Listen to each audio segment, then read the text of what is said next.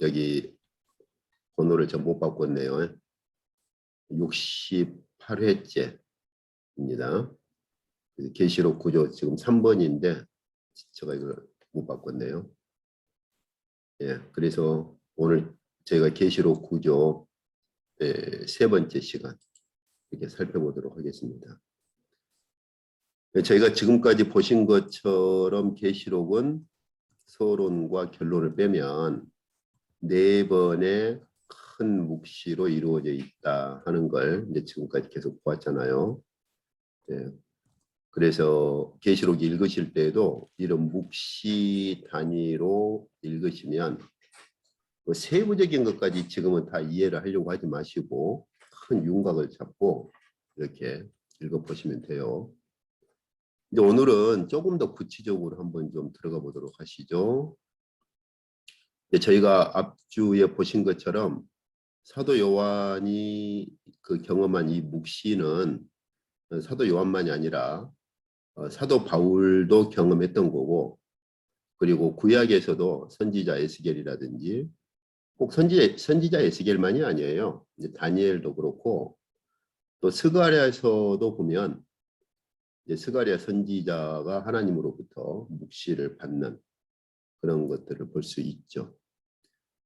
이제 그래서 제가 강조했던 것 중에 하나가 이제 김소영 교수가 그 바울 복음의 기원이라 하는 그 책으로 상당히 큰 영향력을 행사했고, 그리고 실제로 그 바울 복음의 기원이라는 그 책은 그 바울 신학에서 상당한 전환점을 이루는 그런 역할을 하기도 했어요. 그런데 저희가 이제 한 가지 알아야 할 것은 제가 앞 시간에도 말씀드린 것처럼 계시록의 갈라디아서에서 자신의 그 계시의 근거를 말할 때는 김세인 교수가 바울 복음의 기원에서 논증했던 것처럼 다메섹 사건의 근거를 두고 있는 건 맞습니다. 그런데 사도 바울이 자기 자신의 사도직의 근거, 자신의 사도직의 근거를 둘 때에는 고린도후서에서 말하는 것처럼 성령에 사로잡혀서 셋째 하늘 하나님의 어전에 갔다 온 사건을 가지고 말을 하고요. 그리고 거기에 뭐가 포함되어 있냐면 이 고린도후서 12장 한번 국으로 읽어보세요. 자신이 그 하나님의 어전에서 받은 여러 가지 계시에 대해서도 언급을 합니다. 실제적으로 저희가 그 사도 바울이 각 교회에 보낸 하나님의 말씀을 읽어보면 다메섹 계시 사건만으로 다 해결할 수 없는, 다 설명할 수 없는 부분들이 있어요.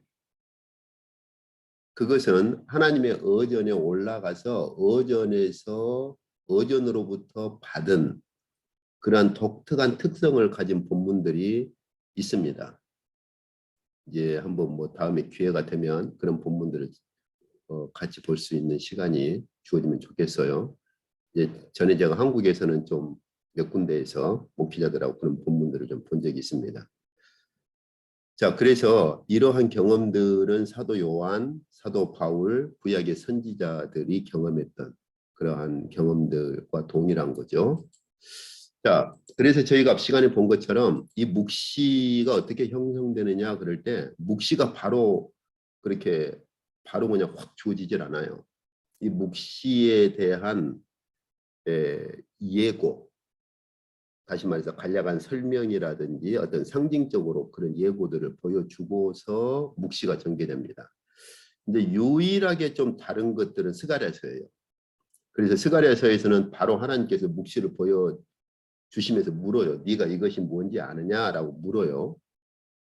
그러니까 스가랴 선지자가 모르겠습니다. 그래서 그 보여주신 묵시에 대한 설명을 하셔요. 반대로.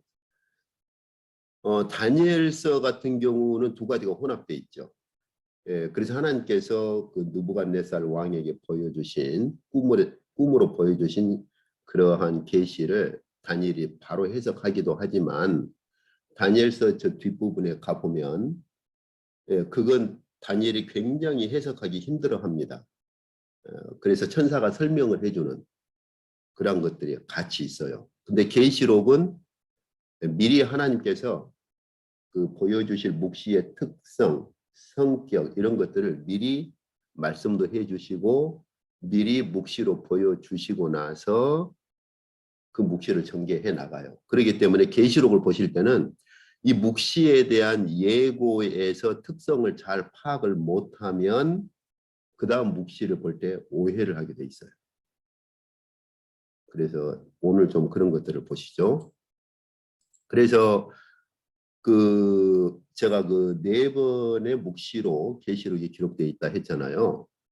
근데 사실 이러한 것은 제가 그때 84년도에 제가 이제 84학번이니까 그리고 제가 신학을 마치고 그때 아마 이제 90년대 초에 첫 목회를 시작할 때 목포에서 그때 시작을 했었거든요.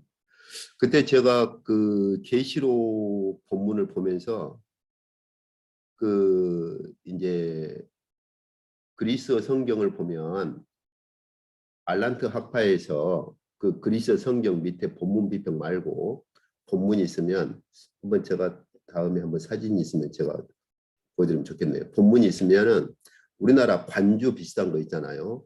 이 문구가 다른 어디 본문에도 있다 하는 그런 비슷하게 관주는 아니에요. 그러나 그와 비슷하게 그 신약 성경을 편집한 알란트 학파에서 성경 본문에서 옆에다가 이 본문, 그리스어 본문에서 한글 본문 말고 이 그리스어 본문이 가지고 있는 독특한 특징, 다시 말하면 이 그리스어 본문이 나타나는 다른 본문들을 이 옆에다가 제시를 하고 있어요. 그때 제가 24판을 썼을 거예요.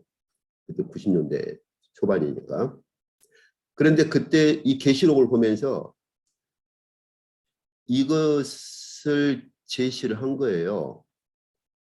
여기에 보시면 지금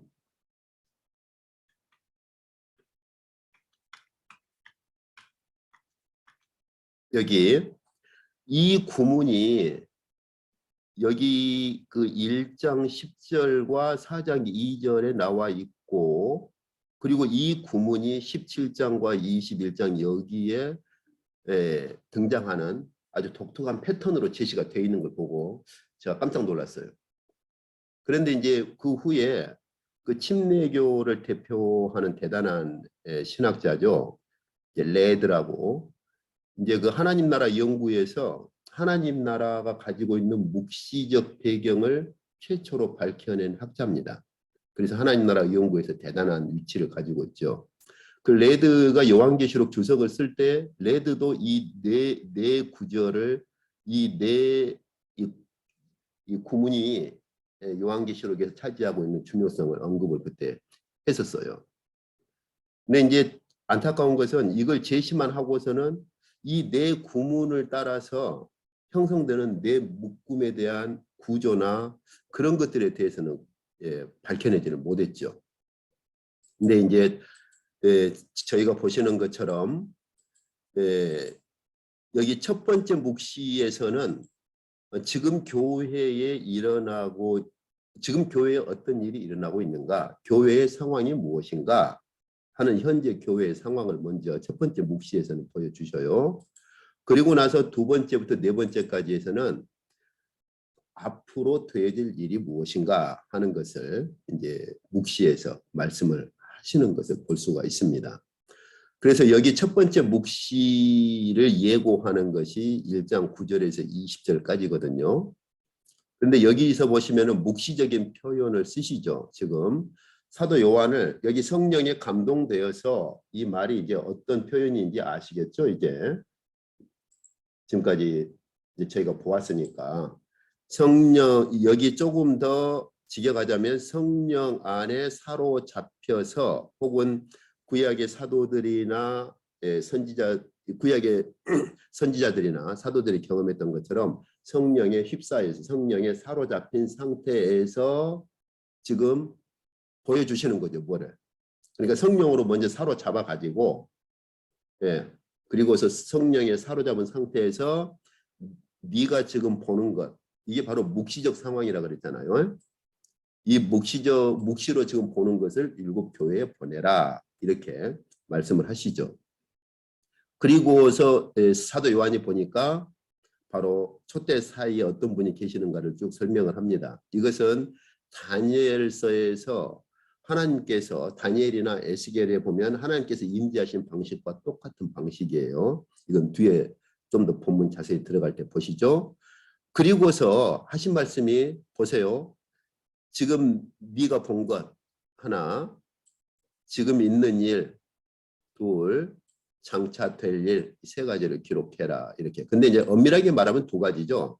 네가 지금 보고 있는 게 뭐예요? 지금 현재 일어나고 있는 일 하나, 그 다음에 앞으로 되어질 일 이 두 가지를 네가 지금 묵시로 보고 있는데 이걸 기록하라고 하신 거예요.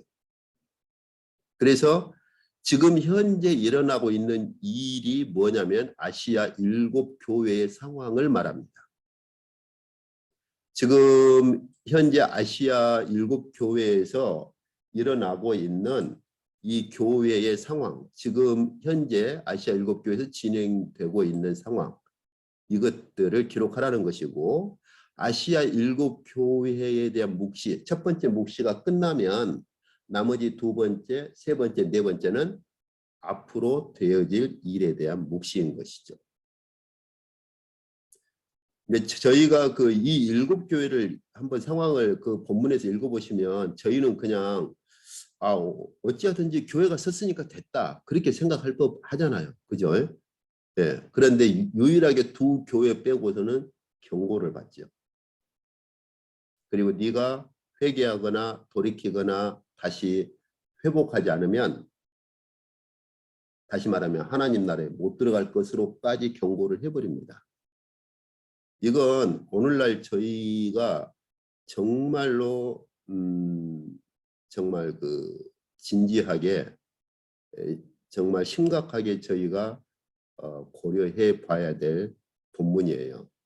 오늘날 많은 경우에 그렇잖아요. 교회가 되었든 선교지가 되었든 뭐 됐잖아. 교회가 세워졌잖아. 그럼 된 거지.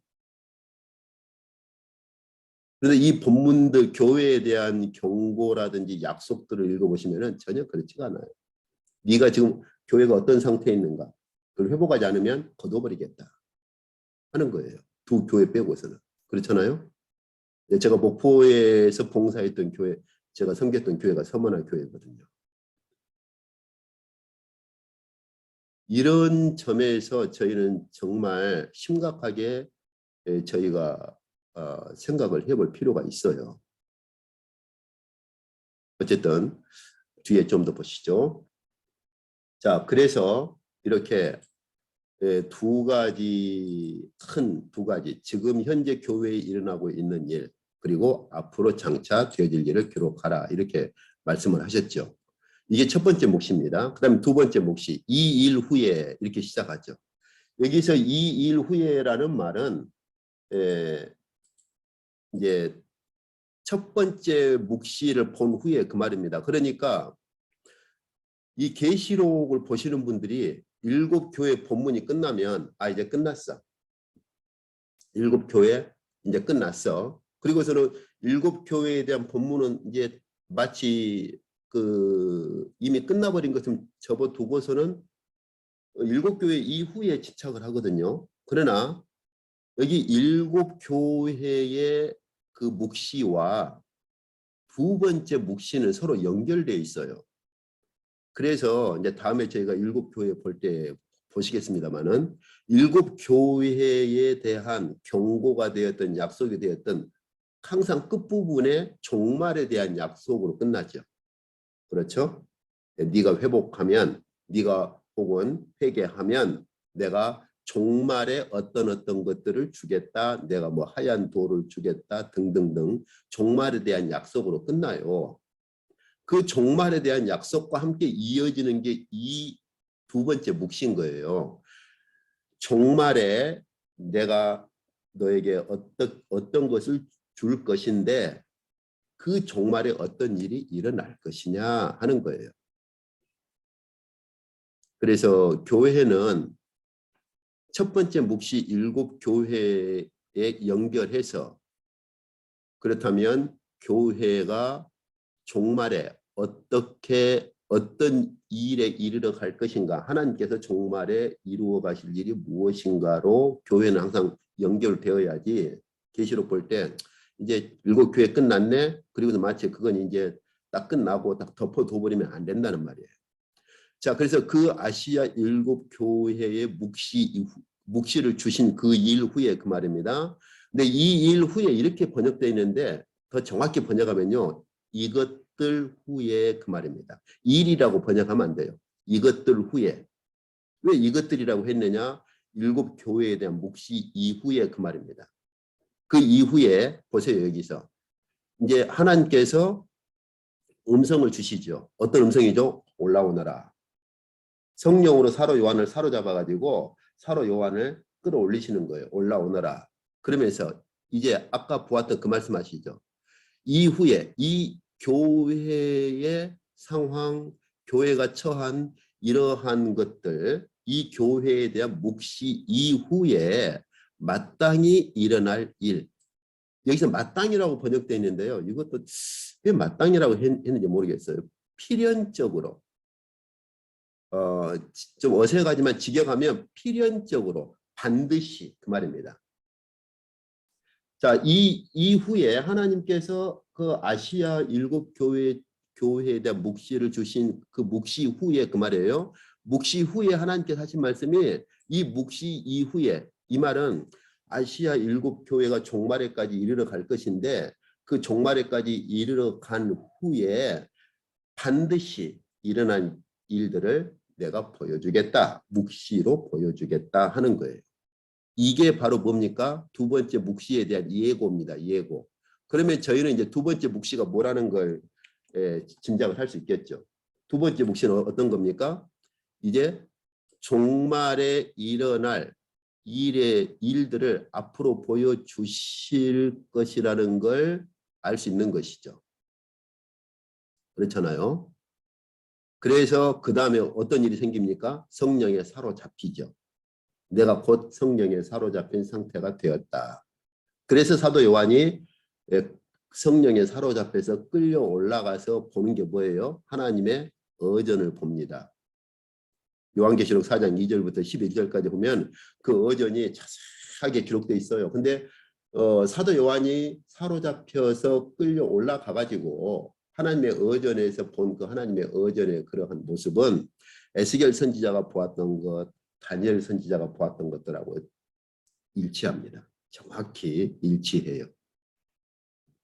그리고 나서 5장에서 근데 그 하나님의 어전에서 그 어전의 보호자에 앉아 계신 하나님의 손에 이제 두루마리가 있는 걸 보죠. 오른손에 하나님께서 두루마리를 가지고 계시는데 그 두루마리가 7개의 인으로 봉해져 있어요. 이제 이것도 본문 들어갈 때 볼 건데요. 다니엘서 끝부분에 보시면은 하나님께서 그 다니엘 이제 천사를 통해서 하신 말씀이 있어요. 계시에 대한 말씀을 주신 다음에 이걸 마지막 때까지 인쳐버려라. 그렇게 말씀을 하셔요. 근데 다니엘 선지자에게 주신 그 계시의 말씀을 마지막 종말의 때가 될 때까지는 인봉해라, 인쳐버려라 라고 하셨는데 이제 드디어 여기 계시록 5장에서 그 인봉을 한 그 인을 하나씩 떼시는 거예요. 다니엘서를 보시는 분들이 대부분 어디에 집착을 하느냐면 내 제국, 그 신상을 가지고 본 내 제국, 내 제국에 너무 집착을 하는데 사실은 다니엘서에서 하나님께서 묵시로 보여주시는 건 내 제국에 초점이 있질 않아요. 다니엘서 끝부분에 가보시면은 종말에 일어날 그 묵시를 다니엘에게 보여주시고 설명을 하셔요. 그리고 어떤 부분은 종말의 때까지는 그것이 알려지지 않도록 임봉을 해버립니다. 그 말씀에 기록된 두루마리를 임봉을 해버려요. 근데 드디어 이제 하나님께서 여기 5장에 보면은 예수 그리스도를 통해서 그리스도께서 그 인봉을 하나씩 떼시는 역사가 시작되는 거예요. 그래서 이런 다니엘서 배경을 모르면 도대체 이 두루마리가 있고 두루마리가 임봉되었다고 하는 배경이 무엇인지 모르는 거죠. 자, 이건 일단 본문 들어갈 때 한번 좀 보시죠. 자, 그런데 자, 그리고 나서 6장부터 인을 떼기 시작합니다. 그러니까 4장, 5장은 일곱 인에 대한 묵시의 배경이죠. 자, 그런데 저희가 이거 굉장히 조심해야 할 게 있어요. 제가 한국에 있을 때에도 그런 책들이나 그런 말들을 들은 적이 있었는데 이 인이라고 하는 것을 심판으로 보더라고요. 어떤 분들은 인은 심판이 아니에요. 가령 여기 5째 인을 보세요. 5째 인을 떼실 때 무슨 현상이 생깁니까? 순교자들이 하나님 언제 우리 피를 갚아주시겠습니까? 라고 자신의 순교에 대한 탄원을 해요. 이게 그럼 심판입니까? 이건 심판이 아니에요. 그리고 기본적으로 7째 인을 떼기 전까지는 그 두루마리는 펼쳐지지가 않아요. 근데 이걸 심판으로 봐버리면 상당히 큰 문제가 발생하는 거죠. 그리고 이제 앞으로 본문을 볼 때 제가 같이 볼 것입니다만은 첫째부터 넷째 인을 떼실 때 나타나는 징조들은요. 주님께서 마태복음에서 그 종말의 징조를 말씀하신 것과 성격이 거의 같습니다. 다시 말하면 인은 뭐냐? 여기서 인은 심판 자체가 아니고 종말의 징조가 나타나는 거예요. 아직은 심판이 아니에요. 인은 종말의 징조를 말하지 심판이 아닙니다. 인을 심판으로 보시면 안 돼요. 그리고 보세요. 6째 인을 뗐을 때 그때 어떤 음성이 들려오느냐면 진노의 큰 날이 여기 이르렀다 이렇게 번역되어 있는데 진노의 큰 날이 이제 시작되었다 이렇게 말을 합니다. 무슨 말이에요?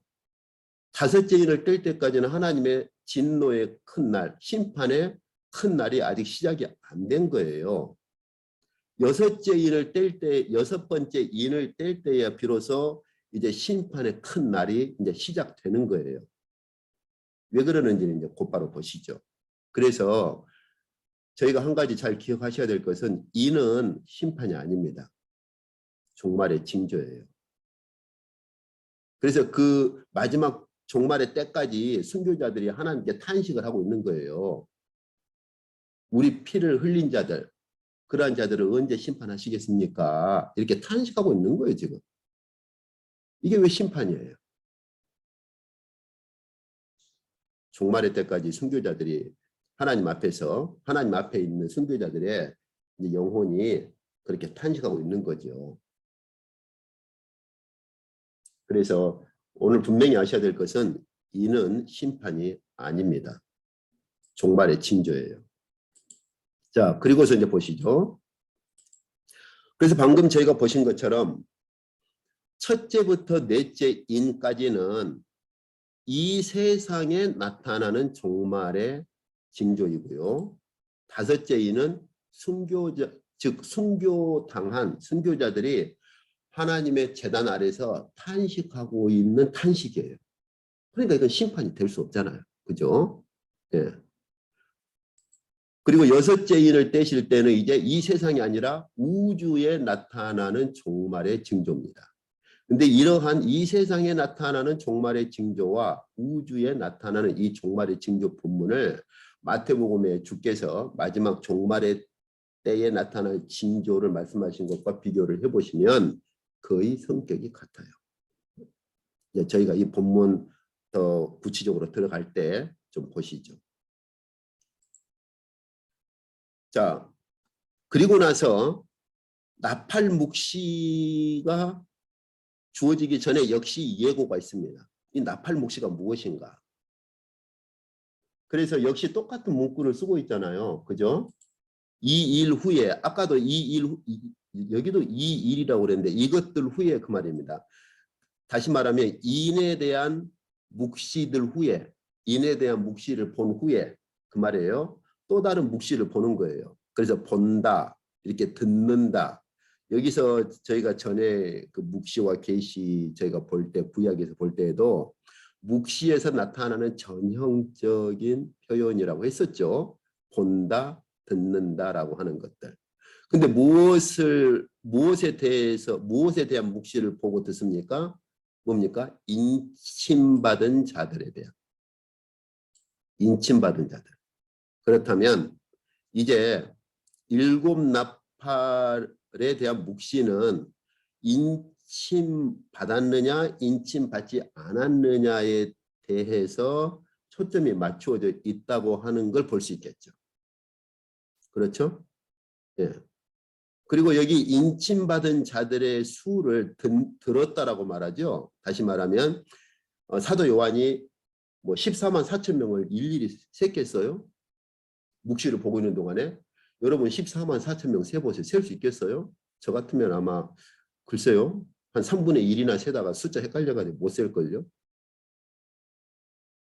인침받은 자들이 14만 4천이다라고 하는 소리를 들은 거예요. 그러면 왜 하나님께서 인침받은 자들을 14만 4천으로 말씀하셨느냐? 이건 이제 본문 들어갈 때 한번 보시죠. 이걸 옛날에 제가 90년도 당시 목포에 있을 때 그 핸드릭슨이라는 주석이 있었어요. 예, 아주 오래전 주석이죠. 그때 주석에서는 뭐 12 곱하기 12 곱하기 막 이렇게 숫자 가지고 했는데 사실은 그건 예, 해당하지 않습니다. 예, 인위적으로 숫자를 끼워 넣어가지고 맞춘 거예요. 일단 이 본문 한번 뒤에 보시죠. 만하고 관계가 있습니다. 만, 천이나 만이라는 숫자하고 어쨌든 뒤에 한번 보시고요. 자, 이거 이제 이런 예고를 주신 다음에 그 다음 보세요. 여기서 이제 조심해야 할 게 있어요. 7장에서 이런 예고를 보여주신 다음에 8장에 가보시면은 그때 가서 일곱째 인을 떼요. 7장 이전까지는 여섯째 인까지만 뗍니다. 그러니까 아직도 두루마리가 펼쳐지지 않는 거예요. 그리고서는 여섯째 인을 떼고 나서는 하나님의 심판의 날이 이제 이르렀다라고 선언이 돼요. 그리고 나서 그 선언 후에 일곱 번째 인을 뗍니다. 8장에서. 근데요. 일곱 번째 인을 떼니까 무슨 일이 생기느냐 보시죠. 일곱 번째 인을 떼니까 무슨 일이 생기냐면요. 자, 여기 8장 1절에 일곱째 인을 떼실 때에 이런 본문이 나오죠. 그리고 8장 2절 보세요. 내가 보면 일곱 천사가 일곱 나팔을 받는 거예요. 이거 본문 잘 보셔야 돼요. 일곱째 인을 뗄 때 무슨 일이 생기느냐? 드디어 천사가 일곱 나팔을 받습니다. 다시 말해서 일곱째 인은 별도로 무슨 일이 생기는 것이 아니라 일곱째 인을 뗐을 때 비로소 두루마리가 펼쳐지면서 일곱 나팔이 등장하는 거예요. 다시 한번 제가 정리를 해드릴게요. 일곱째 인은 곧 뭐냐? 일곱 나팔이다. 이렇게 말할 수 있는 거예요. 8장 1절 2절 이렇게 지금 곧바로 이어지고 있잖아요. 일곱째 인을 뗄 때 하나님 앞에 서 있는 일곱 천사가 일곱 나팔을 받습니다. 이제 앞으로 이 구조는 그대로 가요. 일곱 나팔을 불 때 일곱 대접이 등장해요. 그러니까 일곱째 인은 곧 일곱 나팔이고 일곱 번째 나팔은 곧 일곱 대접이에요. 구조가 이렇게 돼 있어요. 이 구조를 상당히 많은 사람들이 이 구조를 무시하고 이걸 보지를 못한 경향이 참 많아요. 뭐 계시록에 대해서 뭐 책들, 뭐 강연, 뭐 이런 것들 보면 이 관계성들을 놓치는 경우가 허다합니다. 본문을 주목해서 안 읽어보는 거죠. 자, 그리고 나서 8장 3절에서 5절에서는 그럼 이 일곱 나팔이 뭐냐를 또 설명을 또 해요. 이렇게. 그럼 보세요. 이 일곱 나팔이 무엇인가를 한번 좀 보시죠. 자, 여기 8장 2절에 보니까 일곱 나팔을 받았어요. 그리고 나서 3절에서 5절까지 보니까 아까 그 순교자들이 탄식하고 기도했잖아요. 그 순교자들의 그 기도를 하나님 앞으로 가지고 올라갑니다. 그래서 여기 모든 성도의 기도라고 돼 있으니까 하나님의 제단 앞에 있는 순교자들만이 아니라 종말의 때에 이 땅에서 고통당하는 모든 성도들의 그 고통, 탄식, 탄원, 이 모든 기도들을 드디어 하나님의 제단 앞으로 가지고 가요. 그때가 된 거죠. 왜요? 아까 여섯째 인을 뗐을 때 진노의 날이 시작되었도다 그랬고 그 진노의 날의 시작으로 일곱째 인을 떼니까 일곱 나팔이 이렇게 등장하거든요. 다시 말하면 뭐예요? 진노의 날이 시작된 거예요. 이제 드디어 심판의 날이 시작된 거예요. 그러니까 그때가 되니까 천사들이 이 고통당하는 순교당한 순교자들의 기도를 비롯한 모든 성도의 기도, 그래서 하나님의 제단 아래서 그 순교당한 순교자들의 기도만이 아니라 이 땅에서 고통당하는 모든 성도들의 기도를 드디어 심판의 때가 시작되니까 그 기도를 하나님의 제단 앞으로 가지고 갑니다. 그래서 그 제단으로부터 여기 심판의 불을 담아가지고 드디어 이 땅에 쏟아요. 다시 말하면 심판을 시작하시는 거죠.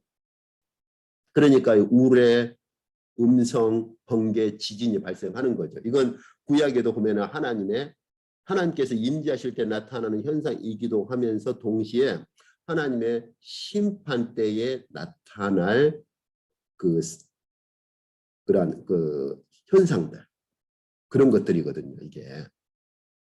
그래서 순교자들의 탄원의 기도에 드디어 하나님께서 응답을 하시는 거죠. 왜냐하면 이제 다음에 저희가 본문을 볼 거예요. 그 4장에서 언제 우리 피를 흘린 자들을 아버지께서 심판하시겠습니까? 라고 할 때 지금은 좀 쉬어라. 때가 될 때까지는 좀 쉬어라. 그렇게 말씀을 하시거든요. 이제 저희가 다음에 본문을 조금 더 들어갈 때 보시죠. 그래서 4장에서까지는 하나님께서 때가 될 때까지는 너희가 좀 쉬어라 그래요. 제가 이 본문 여기 4장을 보시면 여기 구체적으로 하나님께서 하신 말씀이 있어요. 이제 언제 우리 피를 신원하시겠습니까? 그럴 때 여기 미안합니다. 6장에 있네요. 각각 그들에게 흰 두루마기를 주시며 이르시되 아직 잠시 동안 쉬되 그들의 동무종들, 그러니까 다른 순교자들, 형제들도 자기처럼 죽임을 당하여 그 수가 찰 때까지는 좀 쉬어라. 다시 말하면 너희들만이 아니라 다른 순교자들의 수가 찰 때까지, 그때까지는 좀 쉬어라 그 말이에요. 그러니까 다시 말하면 아직 심판의 때가 안 되었으니까 너희만이 아니라 너희와 같은 그러한 형제들의 순교자들의 수가 찰 때까지는 좀 쉬어라 한 거죠. 근데 드디어 이제 순교자들의 수가 차고 그때가 된 거예요. 그래서 여기서 보면은 심판이 시작됩니다. 그래서 여기서 보시면 이제 그래서 여섯 천사들이 이제 그때부터 나팔을 불기 시작해요. 이게 8장 6절입니다. 그래서 첫째 나팔부터 넷째 나팔까지는요. 아까 제가 보았잖아요. 이 나팔 심판은 주로 아까 그 예고에서 보시기를 이쪽 보시죠. 이 나팔 묵시의 예고에서 이 나팔 묵시의 특성이 뭐예요? 인침받은 것과 관련이 있다고 그랬죠. 인침받은 것.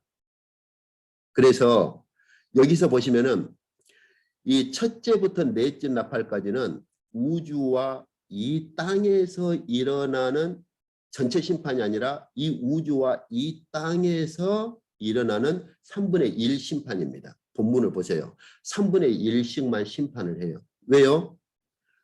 순교자들의 그러한 탄식을 들어주는 심판이잖아요. 다시 말하면 순교자들의 피를 흘린 자들에 대한 심판인데 그 순교자들의 피를 흘린 것에 자연세계도 동참을 했거든요. 그렇기 때문에 이 순교자들의 피를 흘린 것에 대한 1차적인 심판인데 이게 첫째부터 넷째 나팔까지는 우주와 이 땅에서 일어나는 3분의 1 심판입니다. 전체 심판이 아니에요. 그러면 언제부터 인류에 대한 본격적인 심판이 시작되느냐? 다섯째 나팔부터입니다. 그래서 보세요. 여기 이제 8장 6절에서 9장 21절까지인데 8장 13절에 보시면은 이제 네 번째 나팔까지 끝나고 무슨 음성이 들려오느냐? 내가 또 보고 들으니 역시 하나님의 보호자에 끌려 올라간 상태에서 지금 두 번째 묵시를 보고 있는 거예요. 계속 두 번째 묵시에서 하나님의 보호자에 끌려 올라간 상태에서 보고 듣는데 보세요. 독수리가 큰 소리로 땅에 사는 자들, 이제는 우주가 아니라 우주나 자연세계가 아니라 땅에 사는 자들, 이 땅에 거하는 인류들에게 세 번의 화가 있을 것인데 이는 새 천사들이 불어야 할 나팔 소리. 그러니까 네 번째까지 불었잖아요. 그러니까 다섯째, 여섯째, 일곱째 이 새 천사들이 불어야 할 다섯, 여섯, 일곱 나팔 소리 세 번이 남아 있다는 것이죠. 그래서 세 번의 화가 있을 것이다. 이렇게 선언이 있는데 이 세 번의 화는 누구요? 땅에 사는 자들. 다시 말하면 순교자들의 피를 흘린 자들에 대한 역시 3분의 1 심판입니다. 왜냐하면 모든 인류가 이렇게 순교자들의 피를 흘린 건 아니거든요. 그래서 세 번의 심판, 이 세 번의 심판에서 다섯 번째 나팔 심판은 결국 첫 번째 화가 되는 거죠. 그래서 이 세 번의 그 심판은 누구에게 해당하는 거냐? 인을 맞지 않는 자들. 이 인을 맞지 않는 자들이 하나님의 백성을 괴롭히고 그렇게 순교당하게 한 자들이거든요. 그래서 이제 이 땅에 속해서 하나님의 백성을 순교당하게 한 인을 맞지 않는 자들에 대한 심판이 행해지는 겁니다. 이게 나팔 심판이라니까요. 그래서 아까 이쪽 보세요. 예고에서 이미 볼 수 있는 것처럼 그래서 하나님께서 누구요? 인침받은 자들을 사도 요한에게 보여준 거예요. 인침받은 자들은 지금 어디에 가 있어요? 하나님 보좌 앞에 있어요. 14만 4천. 그러면 이제 인침받지 않는 자들은 어떻게 돼요? 하나님의 심판 아래 있는데 인침받지 않아서 하나님의 백성을 순교시킨 자들에 대한 심판이 시작되는 게 다섯째, 여섯째, 일곱째 나팔입니다. 첫째부터 네 번째 나팔은 우주에 대한 심판이에요. 그래서 다섯째 나팔 심판을 한 다음에 보시죠. 이 다섯째 나팔을 심판한 다음에 첫째 화는 이제 지나갔다. 이렇게.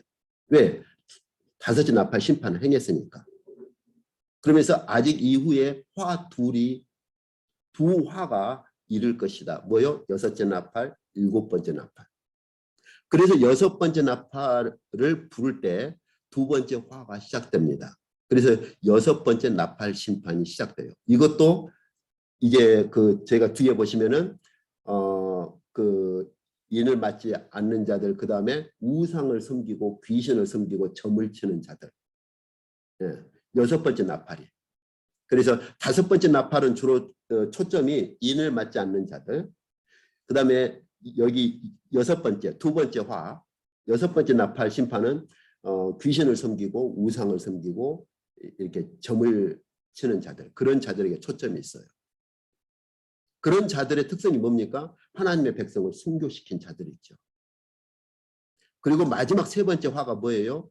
일곱째 나팔인데 아까 제가 말씀드렸잖아요. 일곱 번째 나팔을 불면 뭐가 등장해요? 일곱 대접이 등장하는 거예요. 이렇게.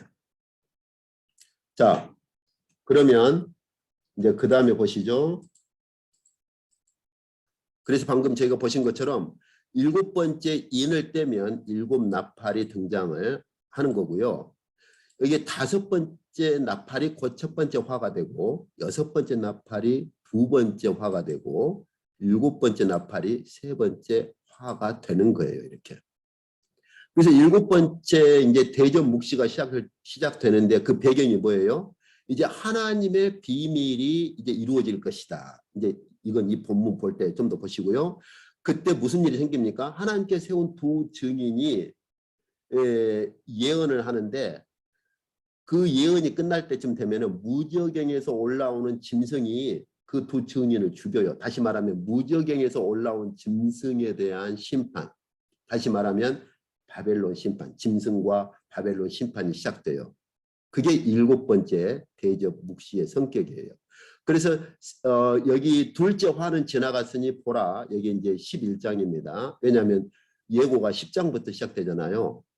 여기 본문들을 잘 구분해서 보세요. 10장부터 11장 14절까지가 예고고 11장 15절에 이제 이렇게 시작되는 거예요. 14절 15절에. 둘째 화는 지나갔는데 셋째 화가 이제 이르는도다. 그 셋째 화가 뭐예요? 7째 천사의 나팔이 셋째 화입니다. 그리고서 12장 1절부터 15장 8절까지가 이제 그 대접에 이 대접 7대접이 등장하는데 그 7대접이 등장하기 전에 이 7대접의 배경과 성격을 12장부터 15장까지 길게 설명을 해요. 그리고 나서 16장부터 여기 16장에서 1절에서 21절까지 해서 온 우주 그리고 온 세상 그리고 바벨론 심판이 이루어집니다. 이때는 나팔처럼 부분 심판이 아니에요. 완전한 심판이에요. 왜요? 짐승까지 심판을 해버리니까. 그 바벨론까지 심판을 해버리니까. 그래서 여기서 보시는 것처럼 7째 나팔을 불 때 드디어 셋째 화가 시작되는데 그 셋째 화가 뭐예요? 7대접으로 등장하는 거예요. 셋째 화가. 네. 그래서 여기 그 예고를 보시면은 17장에 보시면은 음녀가 받을 심판을 보여주겠다. 이게 이제 7대접에 대한 예고에서 보여주는 이 심판에 대한 성격이죠. 음녀 바벨론의 심판을 보여주겠다. 그리고서는 17장에서 21장까지 해서 바벨론 심판, 그 다음에 19장 어린 양 혼인잔치, 그리고 20장 바벨론을 심판하고 드디어 어린 양의 혼인잔치가 이루어지고 나면 새 하늘과 새 땅이 이루어진다라고 하는 것을 이제 세 번째 묵시에서 보여주시는 겁니다. 그래서 이제 지금까지 본 것처럼 6인은 결국 뭐냐? 종말, 심판이 아니고 종말의 징조입니다. 그리고 7번째 이는 곧 뭐냐? 7 나팔이에요. 그래서 이 6 나팔은 순교자들의 피를 흘린 자들에 대한 심판이기 때문에 부분 심판이에요. 특히 첫 번째에서 네 번째까지는 우주와 이 세상에 대한 부분 심판이 이루어지고 5번째는 인을 맞지 않는 자들에 대한 심판이 이루어지는데 5, 6, 7째 나팔이 다 첫째 화, 5번째가 첫 번째 화가 되고 6번째 나팔이 2번째 화가 되고 7번째 나팔이 3번째 화가 되는데 이건 다 이제 사람들에 대한 심판입니다. 그래서 인을 맞지 않는 자들, 그 다음에 2번째 화, 6번째 나팔인데 이게 2번째 화죠. 이것은 우상을 섬기거나 귀신을 섬기거나 점수를 치는 자들에 대한 심판이에요. 그리고 7번째 나팔을 불었을 때 3번째 화죠. 이게 7대접이 등장해서 이 셋째 화가 등장할 때 드디어 이제는 부분이 아니에요. 온 우주, 온 세상 바벨론 심판이 이루어집니다. 저희가 잘 아셔야 될 것은 하나님께서 온 우주를 심판하시기 전에 순교자들의 피를 흘린 자들의 심판을 먼저 집행을 하신다는 사실이에요. 이거 잘 기억하셔야 됩니다. 하나님께서는 순교자들의 피를 흘린 자들을 결코 그냥 넘어가지 않습니다. 먼저 순교자들의 피를 흘린 자들에 대한 심판을 집행하시고 나서 온 우주 심판이 집행돼요. 그래서 지금까지 보신 것처럼 인이라고 하는 것은 종말의 징조이고 나팔은 순교자들의 피를 흘린 자들에 대한 1차적인 심판, 3분의 1 심판입니다. 그리고 나서 이제 대접 묵시로 보여주시는 게 뭐냐? 온 우주와 온 세상 모든 종말에 대한 심판을 보여주십니다. 그리고 나면 마지막 4번째 묵시가 뭐예요? 역시 뭡니까? 일곱 천사 중 하나가 와서 어떻게 말해요? 내가 신부 어린 양의 아내를 너한테 보이겠다. 이게 네 번째 묵시입니다. 그러니까 네 번째 묵시는 곧 뭐냐? 우리의 신부를 보여주시는 거예요. 그래가지고 사도 요한이 끌려 올라가서 보니까 여기 21장 9절에서 이렇게 쭉 이제 말씀을 하시고 나서 여기 지금 일로 되어 있는데 일이 아닙니다. 10절부터 보시면은 어린 양의 신부를 보여주겠다라고 끌고 사도 요한을 끌고 올라가는데 보니까 새 예루살렘이 새하늘과 새 땅으로 오고 있는 거예요. 새 예루살렘 자체를 우리의 신부로 어린 양의 아내로 그렇게 말씀을 하시는 겁니다. 그리고 이제 여기 21장 10절에서 11절까지에서는 새 예루살렘에 내려오는 걸 보여주고 나서 21장 12절에서 27절까지 해서 그 새 예루살렘의 모습을 아주 자세하게 기록을 하고 있어요. 천국 갔다 온 사람들의 간증하고는 너무나 거리가 멀어요. 이 본문을 보시면. 그 다음에 마지막 그 새 예루살렘의 중심에는 하나님과 어린 양의 보좌가 있는데 그 하나님과 어린 양의 보좌로부터 생명수가 흘러오고 그 다음에 두 번째는 바로 하나님과 그 어린 양께서 그 보좌에서 영원한 통치를 이루신다. 이렇게 묵시가 끝납니다. 그래서 계시록을 보시면 결국은 종말에 대한 징조, 현재 지금 교회가 어떤 상황에 처해 있는가, 이 교회가 종말에 어떤 심판을 받을 것이며 어떤 약속을 받을 것인가. 그럼 그 교회가 도달할 종말이 무엇이냐? 종말의 징조로부터 시작하는 거예요. 그리고 하나님께서 순교자들의 피를 흘린 자들에 대한 심판을 먼저 집행하시는 거예요. 그리고 온 우주에 대한 마지막 심판을 집행하십니다. 그리고 나면 하늘의 새 예루살렘이 새하늘과 새 땅으로 와서 우리는 그 하나님의 보좌 앞에서 생명수를 마시고 영원한 하나님의 통치를 함께 누리는 것이죠. 이게 계시록이에요. 이게 계시록을 너무 이상하게들 보고 아주 좀 안타까운 부분들이 좀 많이 있어요, 보면. 그러나 이게 계시록입니다. 오늘 여기까지 하도록 하겠습니다.